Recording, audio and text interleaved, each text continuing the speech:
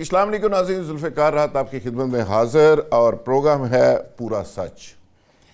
پورا سچ پروگرام میں آج مکمل اور پورا سچ بولنے کی کوشش کریں گے۔ ویسے تو ہمیشہ ہی ہم پورا سچ بولتے ہیں، لیکن آج کوشش کریں گے کہ مکمل سچ بولیں۔ صدر ٹرمپ صاحب نے دوبارہ سے ایران کے اوپر حملے شروع کر دیے ہیں، اور فوٹیج آپ دیکھ رہے ہیں۔ ایران نے جوابی طور پہ امریکہ کے بہت سے اڈوں کو اور بہت سے جہازوں کو ٹارگٹ کرنے کا دعویٰ کیا ہے، لیکن امریکہ یہ کہتا ہے کہ 80 سے زائد مقامات کو انہوں نے کامیابی کے ساتھ ٹارگٹ کیا ہے۔ ماضی میں امریکہ اور اسرائیل دونوں تھے، اب نیٹو بھی ساتھ شامل ہیں۔ نتیجہ کیا نکلے گا؟ اور صدر ٹرمپ کی دھمکیاں، امریکی نائب صدر کی ایران کو دھمکی اور ایران کا جوابی وار، اس کا نتیجہ کیا نکلے گا؟ امن کو جو موقع ملا تھا کیا وہ آگے بڑھے گا، یا پھر جنگ کی نظر ہوتے ہوئے حالات آگے دوسرے ممالک کو بھی اپنی لپیٹ میں لے سکتے ہیں؟ ایک طرف ٹرمپ صاحب ایران کو دھمکیاں دے رہے ہیں، ایران کے اوپر جنگ مسلط کیے ہوئے ہیں، اور دوسری طرف ٹرکی کی تعریفیں کر رہے ہیں اور ان کو F-35 جہاز دینے کا بھی اعلان کر دیا، اور ساتھ ہی ساتھ یہ بھی کہتے ہیں کہ وہ مڈل ایسٹ سے کہیں نہیں جا رہے، اور جن کا خیال ہے کہ مڈل ایسٹ سے امریکہ جا رہا ہے وہ غلط فہمی میں ہے۔ یہ پہلے سیگمنٹ میں اس کا احاطہ کرنے کی کوشش کریں گے، اور دوسرے سیگمنٹ میں ہم ایک تاریخ ساز ادارہ شیخ زاید ہسپتال، جو ہمیشہ سے بہت سارے لوگوں کی امیدوں کا مرکز اس لحاظ سے رہا ہے کہ وہاں پہ بہت ہی امپورٹنٹ علاج پیشنٹس کا ہوتا رہا، اور بڑا زبردست یہ ادارہ ہے، اور آج یہ کس حال میں ہے۔ یہ ایک عجب کرپشن کی ایک طرح سے غضب کہانی ہے، وہ آپ کے سامنے رکھیں گے کہ یہ ادارہ نااہلی، کرپشن اور بد انتظامی کا شکار ہے، اور 2018 سے نئے چیئرمین کے لیے یہ منتظر ہے کہ کون نیا چیئرمین بنے گا اور اس ادارے کو آگے لے کر چلے گا اور اس کے مسائل کو ایڈریس کرے گا۔ میرے ساتھ آج جو مہمان موجود ہیں، جناب احمد حسین ڈیر، آپ سب جانتے ہیں، نون لیگ کے سینئر رہنما اور سابق MNA، اور دوسرے میرے معزز مہمان ہیں جناب مصطفیٰ کمال پاشا، سینئر تجزیہ کار ہیں، سینئر صحافی ہیں، اور آپ ایکس بیوروکریٹ بھی کہہ سکتے ہیں۔ عارف چودھری صاحب اسلام آباد سے ہمارے پروگرام کا حصہ ہیں۔ عارف چودھری صاحب اسلام آباد ہائی کورٹ کے پریزیڈنٹ رہے ہیں، آپ سب ان کو جانتے ہیں۔ نصرت واحد PTI کی سابق MNA کراچی سے ہمارے پروگرام کے ساتھ شامل ہیں۔ جناب ڈیر صاحب، آپ سے آغاز کرتے ہیں جی پروگرام کا۔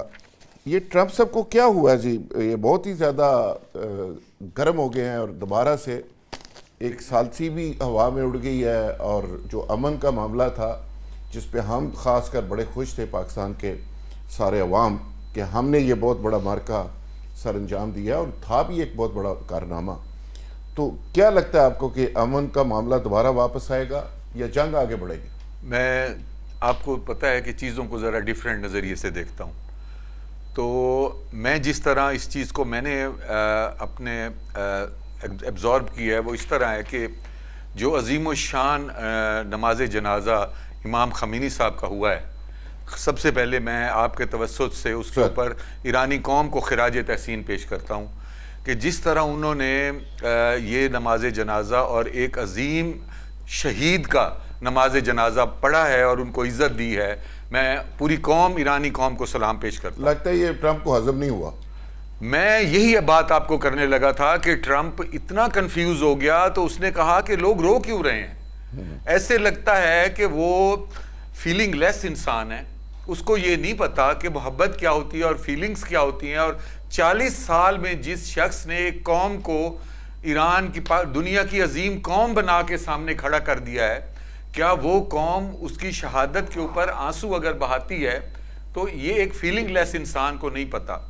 اس کی جلن میں جا کے اس کو یہ پتا تھا کہ یہ جو ہرمز ہے یہ ایران کی ایک سمجھ لیں کہ ریڈ لائن ہے، اور اس نے اس چیز کی بھی پرواہ نہیں کی کہ وہاں پہ نماز جنازہ ہو رہا ہے بڑے بڑے دشمن بھی اگر کسی دشمن کی فوتگی ہو جائے تو ان دنوں میں وہ سکون کر لیتے ہیں. تو اس نے دھوکے کے ساتھ اپنے سازش کے تحت جس طرح اپنے ساتھ اس نے نیٹو کو ملایا, ان کو بلیک میل کر کے کہ گرین لینڈ کے اس کے بعد میں گرین لینڈ پہ آ رہا ہوں, اسی طرح کچھ ممالک کو اس نے سازش کے تحت ان کو کہا کہ اپنے جہاز جو ہے آپ گزاریں. اور وہ جہاز گزرنے کا مطلب یہ تھا کہ ایران اپنا سٹینڈ جو ہے ایک ٹریپ تھا.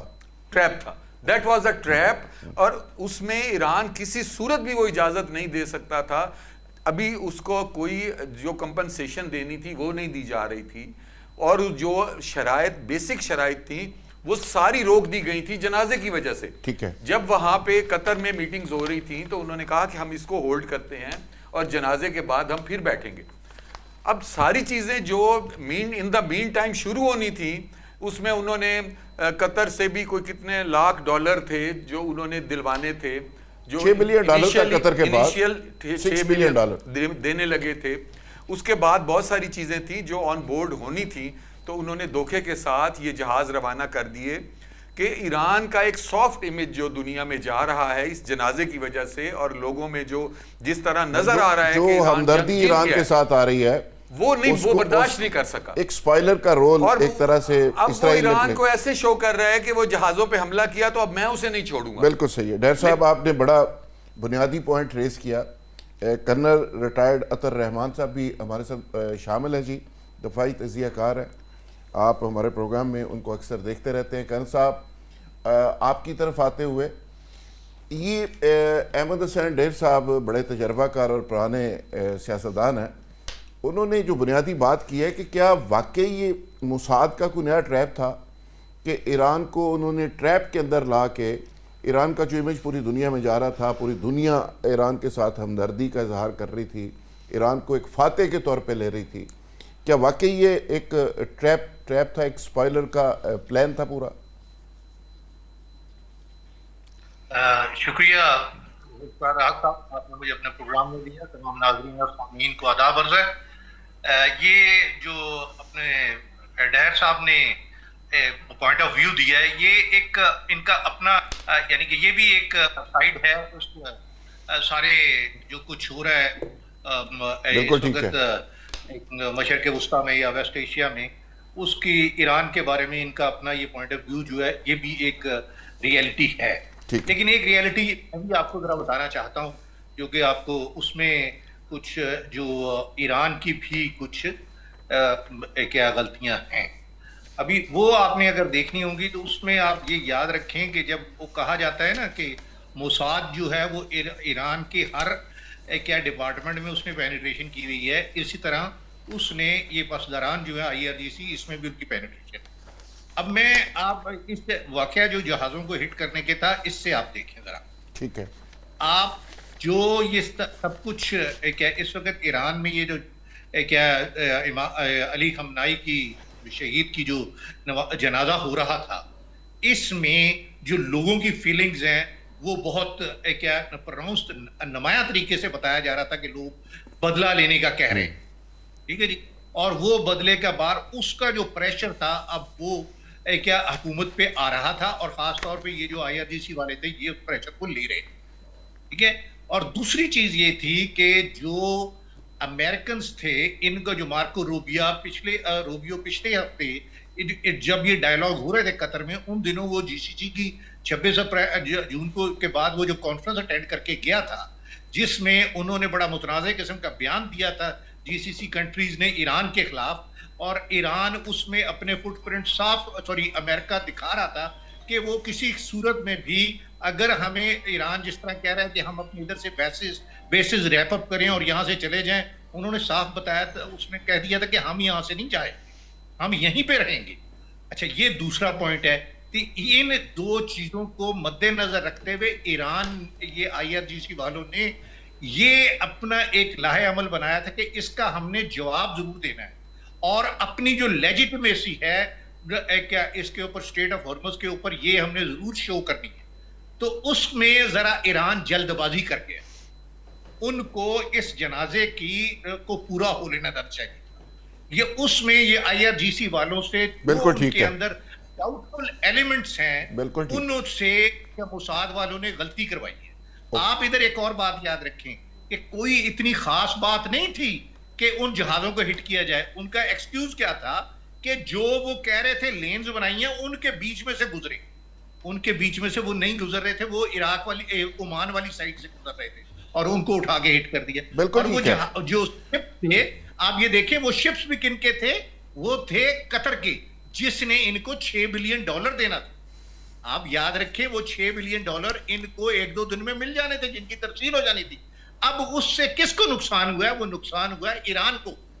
अभी ईरान को वो $6 बिलियन कतर दे देगा उसका, जब आपने जहाज हिट कर लिए। कान साहब, अभी वो बड़ी सालों से कान हैं। साहब, अब आपने साल की कौन आपने करेगा? आपने यकीनी तौर पे बड़ा बुनियादी पॉइंट आपने भी उन्हीं को सेकंड किया, डैर साहब को, और दूसरा रुख दिखाया। इसमें कोई शक नहीं कि मोसाद की पेनिट्रेशन आज भी ईरानी इदारों के अंदर मौजूद है, और वहाँ पे रेवोल्यूशनरी गार्ड्स के अंदर भी कुछ ऐसे फैसले, कुछ ऐसी चीज़ें माजी के अंदर भी हुई हैं जिसने इस सारी सूरत हाल को ख़राब किया।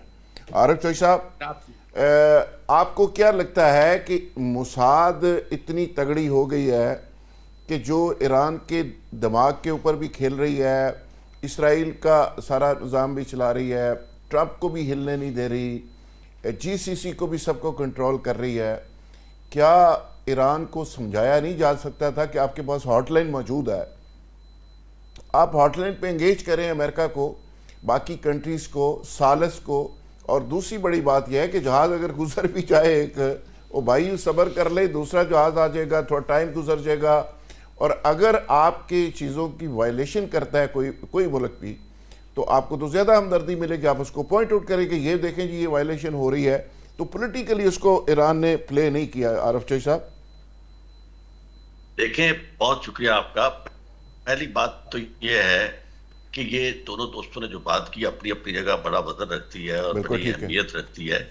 मामला ये है कि इस वक्त आरजीसी जो है वो कंट्रोल कर रही है सिस्टम को वहाँ, और ये दूसरे लफ्ज़ों में ये है कि वो लोग जो जंग जारी रखना चाहते हैं और अमेरिका के साथ डू और डाई प्लान के तहत चलना चाहते हैं, वो बहुत ताकतवर है और असल हुकूमत उन्हीं की है। ये एक पहलू है।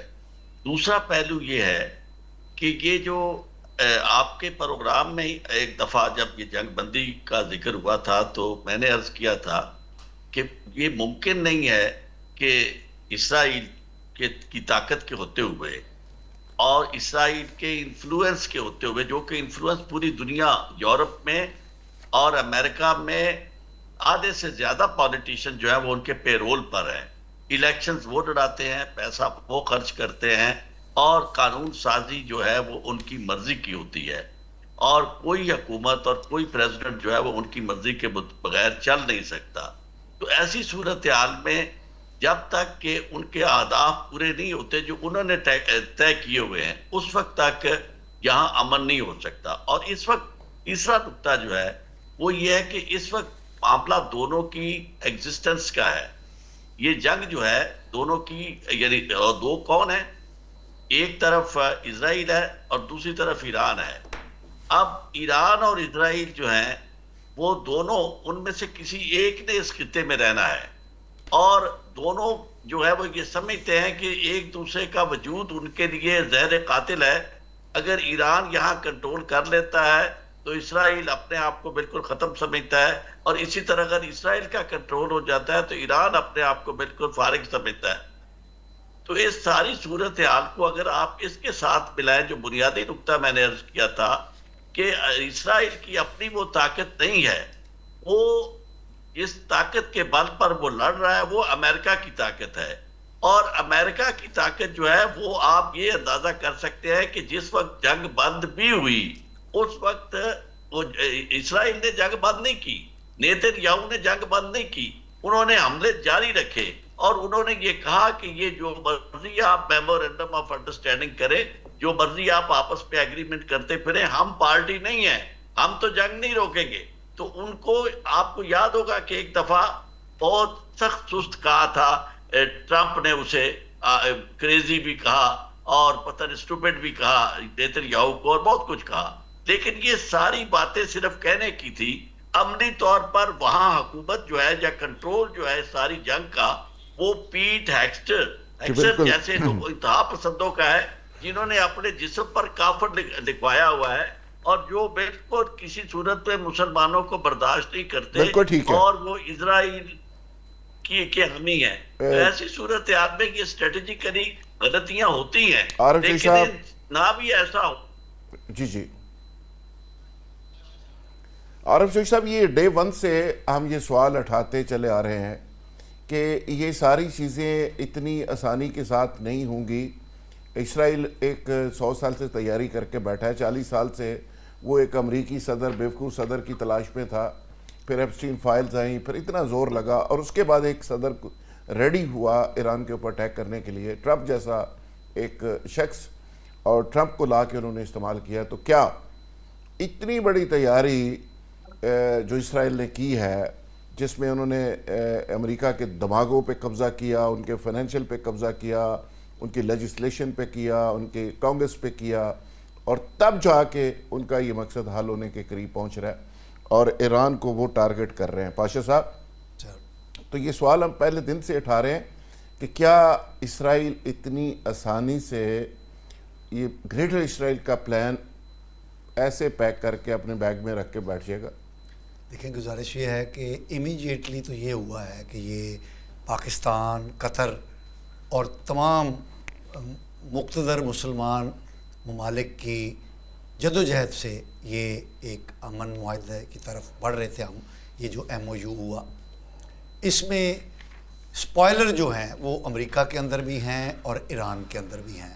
28 فروری اور اسرائیل کے اندر اسرائیل تو ہے ہی سپوائلر، وہ تو ہے، اسرائیل کے اندر سپوائلر نہیں ہے. اسرائیل بذات خود ایز اے ہول ایک سپوائلر اینٹی ہے. بالکل ٹھیک. ایران کے اندر اسلامک ریپبلکن گارڈ کے خلاف پوری قوم جو ہے وہ تیار تھی.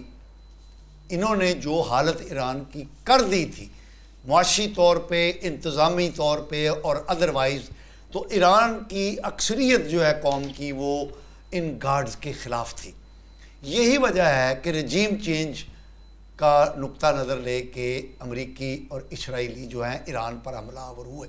لیکن امریکہ اور اسرائیل کی یہ بدقسمتی ہے کہ ان کے حملے کے بعد ایرانی قوم جو ہے وہ یونائٹ ہو گئی اگینسٹ اسرائیل اینڈ ایران، اور جو ریپبلکن گارڈز کو کے خلاف ایک نفرت پائی جاتی تھی وہ سر دست دب گئی.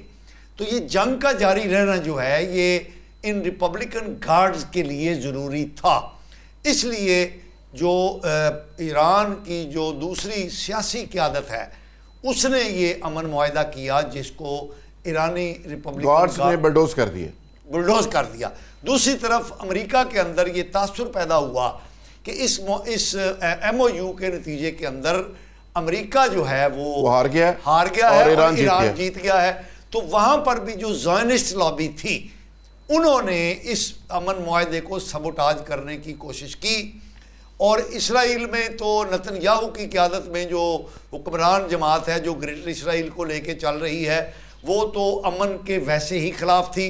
ان کا تو ایک ہی ٹارگٹ تھا کہ ایرانی جو ملٹری اور ریزسٹنس پاور ہے اس کو کیپیچولیٹ کر دیا جائے، کچل دیا جائے. اور اس جنگ کے اندر 80% کے قریب ایرانی جو ٹیکٹیکل ٹارگٹس ہیں ان کو امریکہ نے بمباری کے ذریعے اور دیگر ذرائع سے حاصل کر لیا ہے. ایران کو تباہ و برباد 80% تک کیا جا چکا ہے. تو یہ جو پاکستان کی کوششوں سے یہ جو امن MOU ہوا تھا اور اس کے نتیجے کے اندر مستقل امن کی صورت پیدا ہو گئی تھی، یہ ایران کے فائدے میں تھی اور ایران کو عزت بھی مل گئی اور اس کا جو تاثر تھا وہ ایک فاتح کے طور پر سامنے آ گیا.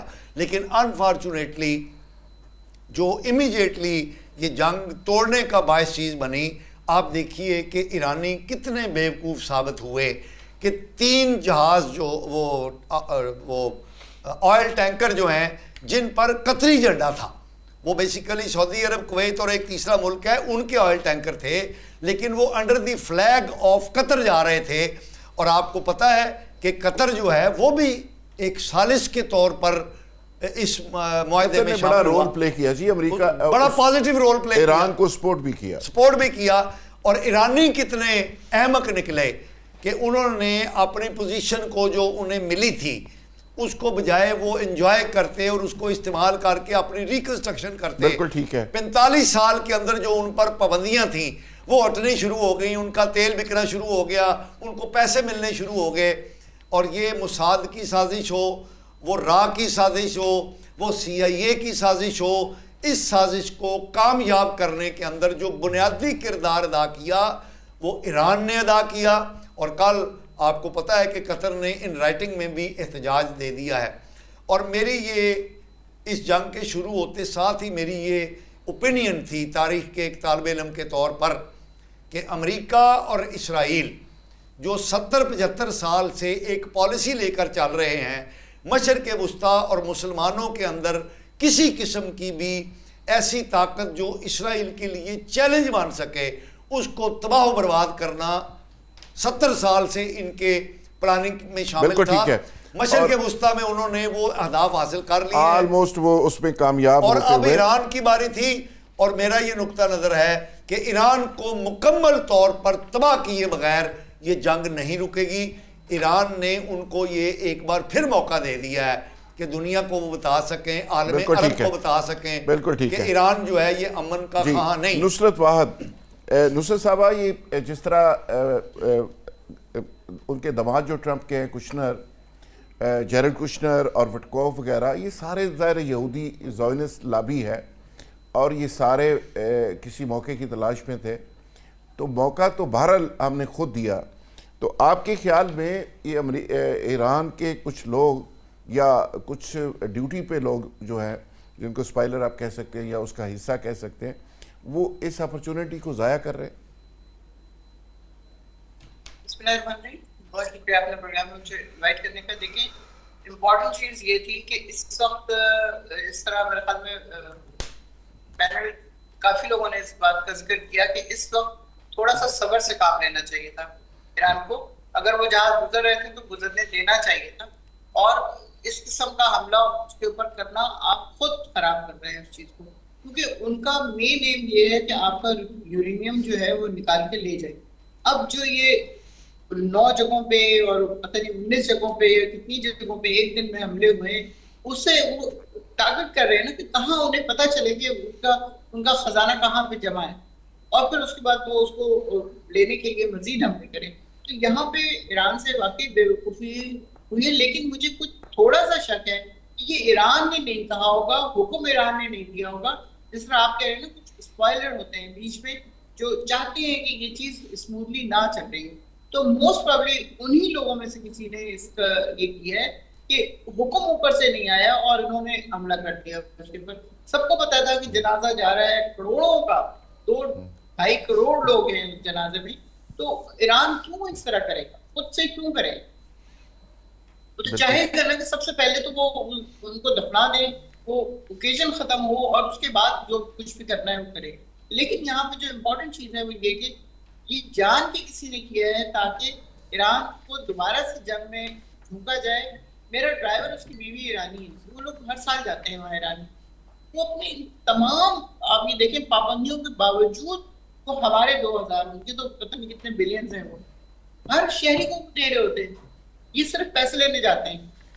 تو آپ یہ دیکھیں کہ اتنی پابندیوں کے باوجود وہ اپنے عوام کا اتنا خیال رکھنے والے لوگ ہیں کہ ان کے اندر کوئی بے سکونی نہیں پائی جاتی. تمام لوگوں کے اندر بہت تسلی سے وہ اپنا وقت گزار رہے تھے, جو بھی جنگ سے پہلے کا وقت تھا. لیکن اب جب یہ والی سچویشن ہوئی ہے تو اس کے بعد مجھے بتائیے, لوگ بھی ظاہر ہے اس بات کو کنسرن ہوں گے کہ ایران کا کیا بنے. 9 کروڑ کی اگر آبادی ہے تو ہمارے مقابلے تو بہت تھوڑے ہیں وہ لوگ. ہماری تو 9 کروڑ لاہور کی یا پنجاب کی ہوگی. تو آپ یہ دیکھتے کہ اس میں اگر کوئی اس طرح کی حرکت کر رہا ہے تو ڈیفینیٹلی وہ یہ چاہتے ہیں کہ ایران جو ہے نا دوبارہ سے بالکل ٹھیک ہے جائے. ابھی جس طرح تو میں سمجھتی ہوں کہ یہ چیز اس طرح ہے, یہ ایران نے حکم نہیں دیا ہوگا. یہ کوئی بیچ میں اس طرح کے لوگ ہیں جو خراب کرنا چاہتے ہیں. آپ کو پتہ ہے نا شروع میں کیا ہوا تھا, انڈین بہت سارے جاسوس پکڑے گئے تھے, اسی طرح اسرائیل کے بہت سارے جاسوس پکڑے گئے تھے. تو سب وہاں پہ موجود ہوں گے, کچھ ہی لوگ ہوں گے نا جن کو پوائنٹ آؤٹ کیا ہوگا, باقی لوگ تو آرام سے اپنا کام کر رہے ہیں. ناظرین یہاں لیں گے ایک بریک، اور بریک سے جب واپس آئیں گے تو ایشو کو کنٹینیو کریں گے. Stay with us.